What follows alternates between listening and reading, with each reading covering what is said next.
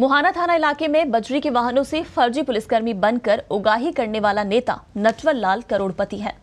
बनवारी लाल 8वीं पास और उसने कुछ ही समय में करोड़ों रुपए की संपत्ति बना ली। देखिए पत्रिका की खास रिपोर्ट। करोड़पति निकला फर्जी पुलिसकर्मी नेता। दूदू से लड़ना चाहता था विधानसभा चुनाव। 500 वर्ग गज में बनाया मकान और मंदिर। 8वीं पास है बनवारी लाल। बिजली विभाग के बाहर टेबल लगाकर दलाली से शुरू किया काम। 8वीं पास होने के बाद भी विद्युत विभाग के बाहर बिजली कनेक्शन दिलाने के नाम पर बनवारी लाल ने अच्छी कमाई की। जब पैसा आने लगा तो बनवारी लाल राजनीति में पहुंच बनाने लगा और सरपंच का चुनाव लड़ने की तैयारी करने लगा, लेकिन ग्रामीणों के दबाव के चलते चुनाव नहीं लड़ सका। इसके बाद निवाई से बसपा की टिकट पर विधायक का चुनाव लड़ा और तीसरे नंबर पर रहा।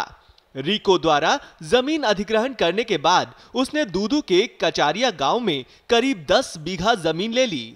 यहां आने के बाद उसने कार, ट्रैक्टर ट्रॉली सहित अन्य प्रकार की संपत्तियां अर्जित कर ली।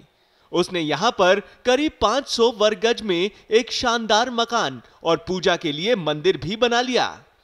विद्युत विभाग के कार्यालय के बाहर दलाली करते करते करोड़पति बनने से गांव वाले भी अब अचंभित हैं। मजदूरी करे जैसा 8 साल लगा, अरे थोड़ी बहुत जमीन ले लिया और मजदूरी करे वहाँ पेट भर जैसा।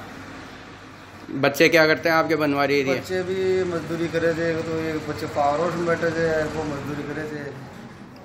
हाँ भाई साहब, ये हमारे गांव का रहने वाला है अभी वर्तमान में। पहले ये कांसेल गांव है, वहाँ से यहाँ आया है। इसको करीबन 4-5 साल समथिंग यहाँ हो गए रहते हुए। और यहाँ आने के बाद इसने यहाँ SC की कोई ज़मीन खरीदी और वो ज़मीन पे ये मकान वगैरह अवैध बोरिंग भी करवाई इसने यहाँ पे, और ये खेती करने लग गया। फिर कुछ दिनों बाद चुनाव आ गया हमारे यहाँ। इसने सरपंच की दावेदारी भी दी हमारे गांव में कि बोले मैं सरपंच का चुनाव लड़ूंगा। तो गांव वालों ने बोला अभी तू नया है, थोड़ी तैयारी कर, उसके बाद में देख लेंगे तेरे को। तो फिर ये चलो, उसके बाद ये तैयारी करता रहा। हमारे विधायक प्रेम जी का भी नज़दीकी बनाई, उनकी आड़ में भी ये कई काम जिन्होंने काम करने लगा। बोले मैं प्रेमचंद बैरवा जी का भतीजा हूँ। तो हमारे गाँव के बीजेपी के कार्यकर्ता ने उनको अवगत कराया, तो उन्होंने बोला मेरा कोई टर्म्स नहीं है इससे, ये अगर ये गलती करता तो उन्होंने धमकाया इसको, बोला कि आप ऐसा मत करो, आप ऐसा क्यों करता हो, मेरे को क्यों बदनाम कर रहे हो। मामले का खुलासा होने के बाद अब चर्चा इस बात की भी है कि क्या पुलिस की वर्दी किसी को भी बेची जा सकती है, और इसके दुरुपयोग को रोकने के लिए पुलिस के पास कोई प्लान नहीं है। पकड़ में आए बनवारी लाल से पूछताछ में सामने आया है कि वो रोजाना 10 से 12 वाहन चालकों से ठगी का टारगेट रखता था। ट्रैक्टर ट्रॉली के चालक से 500 और बड़े वाहनों से 2 से 5,000 रुपए तक की उगाही लेता था। उसे भी पुलिस के हत्थे चढ़ने का डर रहता था। इसी वजह से वो हर बार उगाही के लिए जगह और समय बदल लेता था।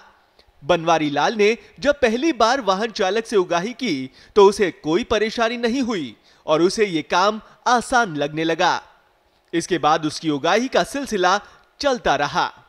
अब देखना यह होगा कि इस तरह के मामले सामने आने के बाद क्या पुलिस बाजारों में मिलने वाली वर्दी को खरीदने के लिए नियम बनाती है।